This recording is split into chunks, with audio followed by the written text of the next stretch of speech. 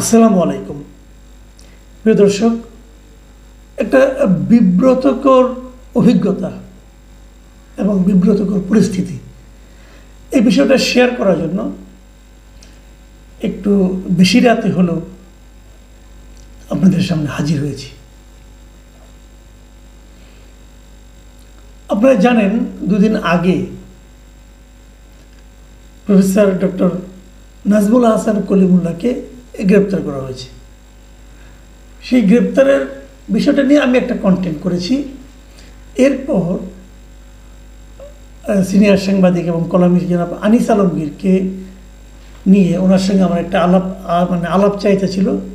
আমার অন্য মঞ্চ যে চ্যানেলটা আছে সেখানে আমরা ইন্টারভিউ করি, সেখানে ওনারা ইন্টারভিউ করেছিলাম।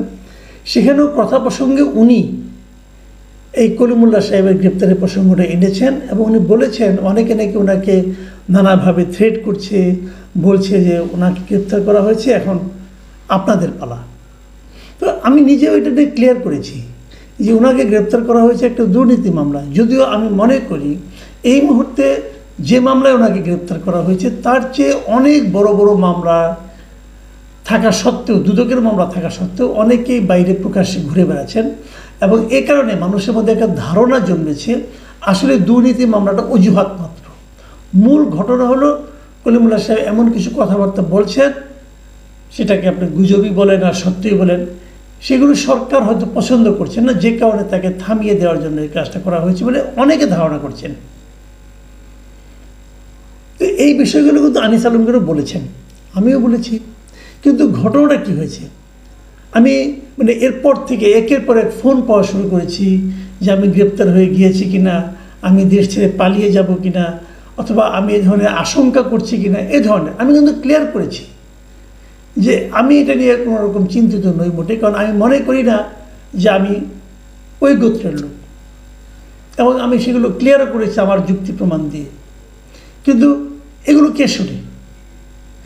কেউ কেউ এটাকে ইস্যু করতে যাচ্ছে, কেউ কেউ এটা নিয়ে বলে আমোদ অনুভব করতে যাচ্ছে, এবং আমার মনে হয় কেউ কেউ আমাকে ভয়ও দেখাতে চাচ্ছে। আমি আজকে সারাদিনে কত যে ফোন পেয়েছি কতজনের কাছ থেকে, সবাই বলছে সাবধানে থাকবেন। আচ্ছা ভাই, আমার সাবধানে থাকা না থাকা কী আসে যায়? সাবধানে থাকার অর্থটা কী? আমি কোথায় থাকবো? আমি তো আমার বাসায় থাকবো।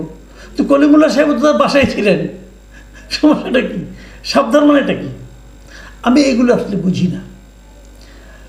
যারা আমার ব্যাপারে উদ্বেগ প্রকাশ করেছেন তাদের প্রতি আমার কৃতজ্ঞতা, তারা আমাকে ভালোবাসেন বলেই তো করেছেন। তারপরেও আমি যে একটা নমুনা আপনাদেরকে দেখাচ্ছি এগুলো আসলে কেন ছড়িয়ে যায়। দেখুন, আপনারা একজন বিখ্যাত লোক, আমাদের একজন সাহিত্যিক, কবি সাহিত্যিক, আমি কয়েকগুলি ফেসবুক স্ট্যাটাস আপনাদেরকে পড়ে শোনাই, তাহলে আপনি বুঝবেন যে আমি কোন ঝামেলার মধ্যে আছি। মিস্টার সাইফুল্লাহ মাহমুদ দুলাল, ওনাকে আপনারা সবাই চেনেন, খুবই বিখ্যাত মানুষ। উনি একটা স্ট্যাটাস দিয়েছেন, সাংবাদিক মাসুদ কামাল গ্রেফতারের আশঙ্কা করছেন, হতেও পারেন, আমি তার অগ্রিম প্রতিবাদ ও নিন্দা জানাচ্ছি এবং আগাম জামিন চাই, তা জানিয়ে রাখলাম। ওনার যে এই আন্তরিকতা আমার প্রতি, এটা আমাকে স্পর্শ করেছে। কিন্তু প্রথম যে বাক্যটা, যে সাংবাদিক মাসুদ কামাল গ্রেফতারের আশঙ্কা করছেন, এটা আমি কারো কাছে এই ধরনের আশঙ্কার কথা এখন পর্যন্ত প্রকাশ করিনি, এবং আমি মনে করি আমি এই ধরনের আশঙ্কা করছি না। আমি তো এমন কিছু করিনি যে আমাকে গ্রেপ্তার করা হতে পারে, আমার মধ্যে কোনো মামলা নেই, কোনো কিছু নেই, কেন আমি আশঙ্কা করব? অনেকে হয়তো বলবেন যে এটা মবের মূল্য অথবা মগের মূল্য হলে হতেও পারে, হলে হবে, সেটা অন্য হিসাব, ওটা নিয়ে আমি টেনশন করি না। দেখুন, এরপরে কমেন্টটা আমি পড়ে শোনাই আপনাদেরকে। এটা কে লিখেছেন আমি জানি না, আরবিতে লেখা নাম। এটা আবার সাপোর্টার্স অফ বাংলাদেশ আওয়ামী লীগ নামে একটা ফেসবুক পেজে এটাকে দেওয়া হয়েছে। সেখানে লেখা হয়েছে, দেখুন, আমার একটা ছবি দিয়ে লেখা হয়েছে, আমি সাংবাদিক মাসুদ কামাল বলছি, আমি হয়তো গ্রেফতার হতে পারি। আমি আপনাদেরকে একটা কথাই বলবো, আমি নিরপেক্ষভাবে সারা জীবন কথা বলে যাব। বাংলাদেশের ইতিহাস যাকে নিয়ে লেখা, সেই বঙ্গবন্ধুকে আমি কখনো অপমানিত হতে দেব না। আমি যদি গ্রেফতার হয়ে যাই, আপনারা সবাই এই দেশের পক্ষ নিয়ে কথা বলবেন। এই বাংলাদেশ আমার, আপনার, সবার। অন্যায়ের কাছে কখনো মাথা নত করিনি। এই যে কথাগুলি লেখা হয়েছে না, কথাগুলি ঠিকই আছে, কিন্তু এই কথাগুলি ঠিকই আছে। আমি যদি কখনো স্ট্যাটাস দেই অথবা পোস্ট করি হয়তো এরকমই হবে, কিন্তু আমার কথাটা হলো এটা তো আমি লিখিনি।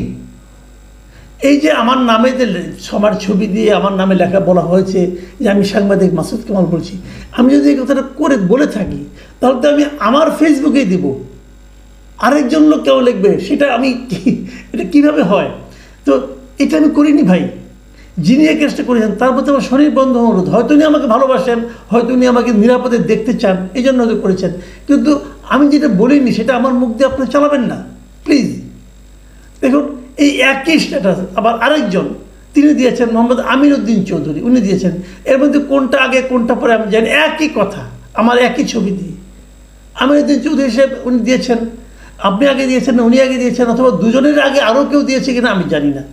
তো এই বিষয়গুলো আমাকে কিন্তু আমার বিভিন্ন সুরির যারা আছেন তারা আমার কাছে পাঠিয়েছেন।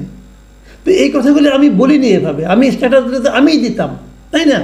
দেখুন আরও আছে, কালের কণ্ঠে একটা ফটোকার্ড বানিয়েছে, কলিমুল্লাহ সাহেব কট, এবার আপনার পালা কামাল ভাই, দুইটা আবার ইনভার্টেড কমার মধ্যে আছে। এটা কিন্তু আপনি মিস করতে, এটা আপনি খুব একটা যে আপনার অসত্যতা বলতে পারবেন না, কারণ এই কথাগুলো আমাকে আমার একজন দর্শক বলেছিল এবং সেটা নিয়ে আমি একটা কন্টেন্ট করেছিলাম। কিন্তু এখন ওইটুকু যদি আপনি দেন, কেবলমাত্র একটা ফটোকার্ড বানান, তাহলে এই জিনিসটা কিন্তু একটা ভুল মেসেজ মানুষের মধ্যে দেয়। কালের কণ্ঠকে জাতীয় দৈনিক, তাই না? ওনাদের আমার মনে হয় যে আরেকটু সতর্ক হওয়া উচিত। ওনারা যখন কিছুকে দেন সেটা তো মানুষ সিরিয়াসলি নেয়। দেখুন কালের কণ্ঠ আরেকটা করেছে, কলিমুল্লার পর আনিস আলমগীর, পান্না, মাসুদ কামাল কোশ্চেন মার্ক, তারপরে লিখেছে বিস্তারিত কমেন্টে। মানে তারা প্রথমে ফেসবুক দিয়েছে, মানুষকে আকর্ষণ করেছে, তারপরে বলছে যে কমেন্টে যান। আচ্ছা এই যে কথাটা যে কলিমুল্লার পর আনিস আলমগীর, পান্না, মাসুদ কামাল, মনে হয় না যে ঘটনাটা এই ধরনের ঘটছে অথবা ঘটতে যাচ্ছে? আসলে কি তাই? আপনি দেখেন নিচে একটা কমেন্ট দেওয়া আছে, কমেন্টে একটা লিঙ্ক দেওয়া আছে, আমি কমেন্টের লিঙ্কে গেলাম, যে কি পেলাম দেখুন, যে পেলাম কালের কণ্ঠ পত্রিকার একটা নিউজ, সেখানে হলো আনিস আলমগীরের প্রশ্ন, কলিমুল্লার পর আনিস আলমগীর, পান্না, মাসুদ কামাল। তো আপনি ওটার মধ্যে আনিস আলমগীরের প্রশ্ন এই কথাটা দিলেন না কেন? তো মানুষকে যে আকর্ষণ করা, মানুষকে যে একটা বিভ্রান্তির মধ্যে ফেলে দেওয়া, এটা কি একটা জাতীয় দৈনিকের জন্য ঠিক হয়? কারণ আমাকে একজন ফোন করে বললো যে আপনি নাকি অ্যারেস্ট হচ্ছেন। আমি কোথায় পেলেন? ওই কেন কালাই কণ্ঠ লিখেছে। দেখুন মানুষ কিন্তু অত কিছু বোঝে না, কালাই কণ্ঠর নামটা দেখেছে এবং তারা আমাকে ফোন করেছে। আমি আজকে দিনে ফোনের রিসিভ করতে করতে আমি টায়ার্ড হয়ে গেছি। তো এটা গেলে খুব জরুরি। দেখুন আরও একটা দেখাই আপনাদেরকে, তালুকদার মোহাম্মদ SAM স্যাম, পরবর্তী কিছু আছে আমি জানি না, এখানে লিখেছে কলিমুল্লাহ গ্রেপ্তারের পর মাসুদ কামালকে দেশ ছাড়তে বলা হয়েছে। কে বলেছে আমাকে দেশ ছাড়তে? আমি কেন দেশ ছাড়বো? ছাড়তে বললে আমি ছাড়বো নাকি? এটা কি আমার দেশটা? যদি আমাকে কেউ ছাড়তে বলে আমি ছাড়বো না। তো আমি তো আওয়ামী লীগের পুরো সময়টা দেশে ছিলাম, আমি তো দেশ ছাড়িনি, এখন ছাড়বো কেন? আমার যদি মৃত্যু হয় এখানেই হবে। আমি যা বলার সেটাই